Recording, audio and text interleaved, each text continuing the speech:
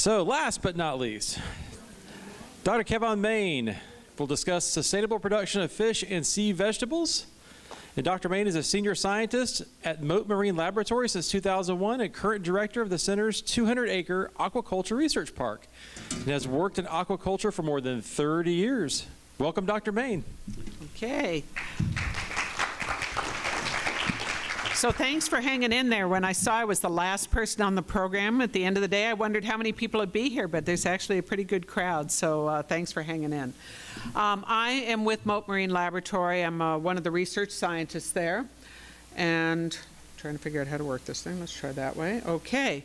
And I'm the director of Mote's Aquaculture Research Park. So we are located on Fruitville Road, east of I-75, and we're one of the research field stations of the laboratory.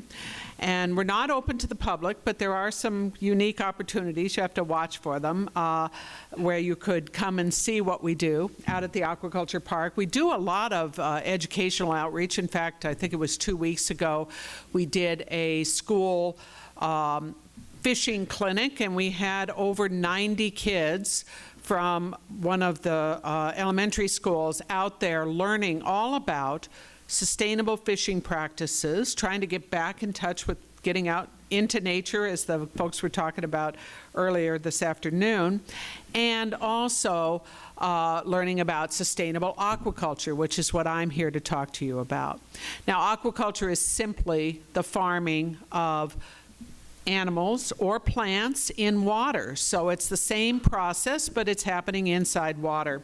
And what we do at Mote is we are working on marine and freshwater species out at the Aquaculture Park, and our focus is on things like working out the solutions to get animals to reproduce in captivity, to grow up to a certain size, either up to a size that we might take them and put them back into the ocean, like Robert was talking, for restoration. We do that a lot with snook, or where we're growing them clear up to market size, and I'm going to talk about that project right now.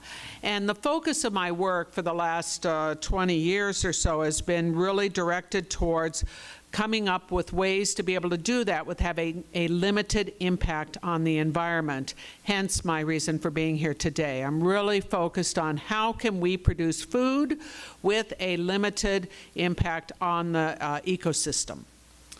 So all of our fish farming is taking place inside, is that a pointer? Yes, it is, inside buildings. And so a lot of aquaculture, in fact, most aquaculture around the world happens in these types of pond systems. That's not an aquaculture pond, but that's the concept, is that animals or plants are being grown in earthen pond structures outdoors, but not at Mote. We are moving towards farming technologies that allow us to be able to have better control over the environment. And so that involves these recirculating aquaculture systems. Here's my fish tanks right here. Here's a whole series of filters that allow me to clean up that water and then bring it back into the fish tanks and provide the right environment. And we have that happening everywhere from the systems where the breeding is taking place to juvenile production to grow out to market size.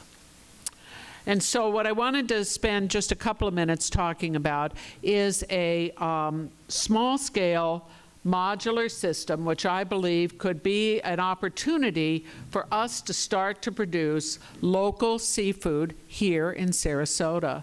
And that is this marine aquaponics system, or in scientific terms, we'd say integrated aquaculture system. And all that means is that we've got the fish production linked together or integrated with plant production, and then we use the water, again, it's going in a circle through that process and going back to the fish.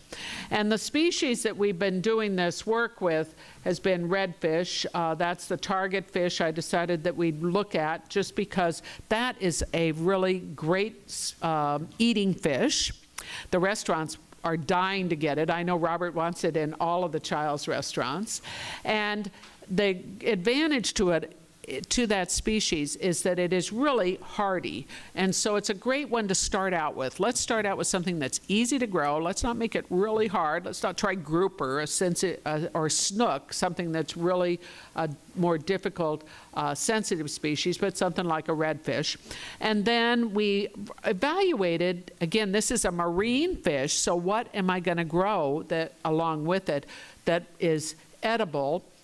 And I identified several different what we call halophyte plants. Those are plants that tolerate salt to fresh water. So they have a range of conditions that they can grow in. And so we've tried all kinds of different things, things like sea purslane, salicornia or pickleweed is another species, saltwort. 3 different varieties of things have been tried so far. We really got to work on identifying some other potential candidate species. But the one that's really taken off is the purslane, and that is currently being sold every Saturday for the last 4 years since I started this project in the Sarasota Farmers Market. And also just today, Rich DeMars from Sandbar picked up some, so they're featuring it in that restaurant.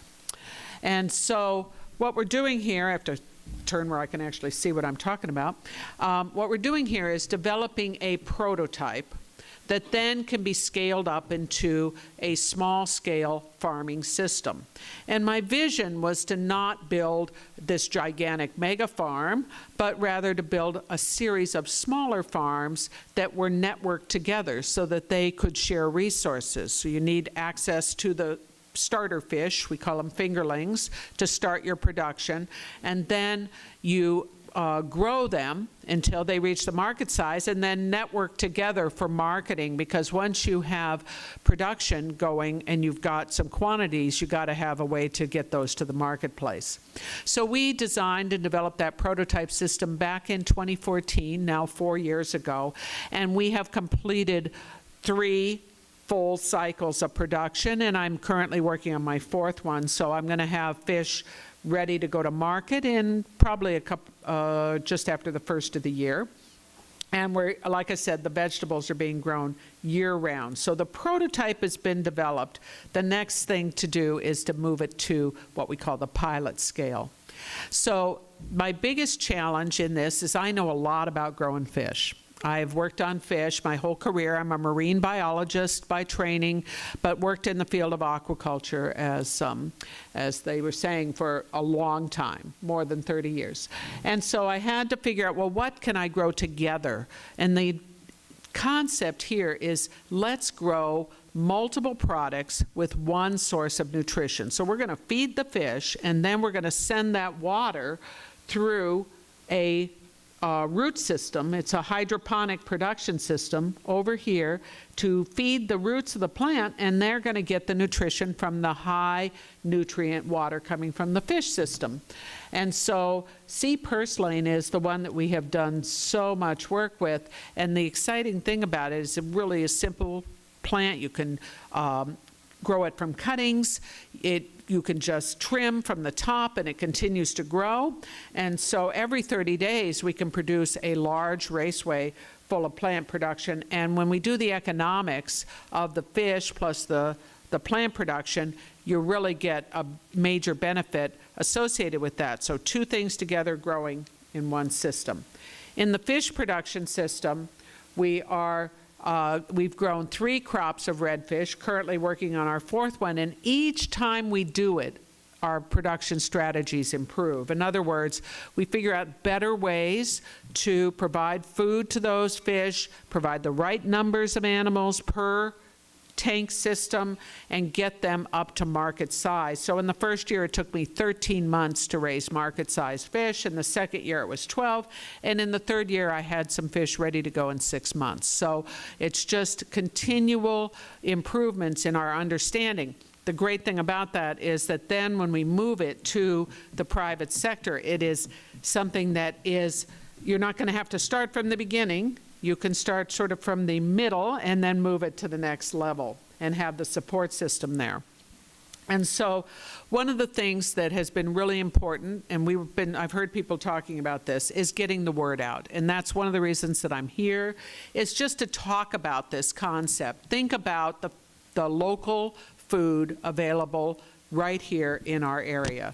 Let's get it out to the farmers markets, let's get it out to our local restaurants, and we're doing that through educational programming. And so I think I've covered my main points. Again, next step for me is scaling up from prototype to pilot scale. We're going to be doing that in 2019, building a much larger production system so that we can provide fish year-round in addition to the vegetables, and continue to expand and identify new markets. I think that's it. Thank you so much, Dr. Main.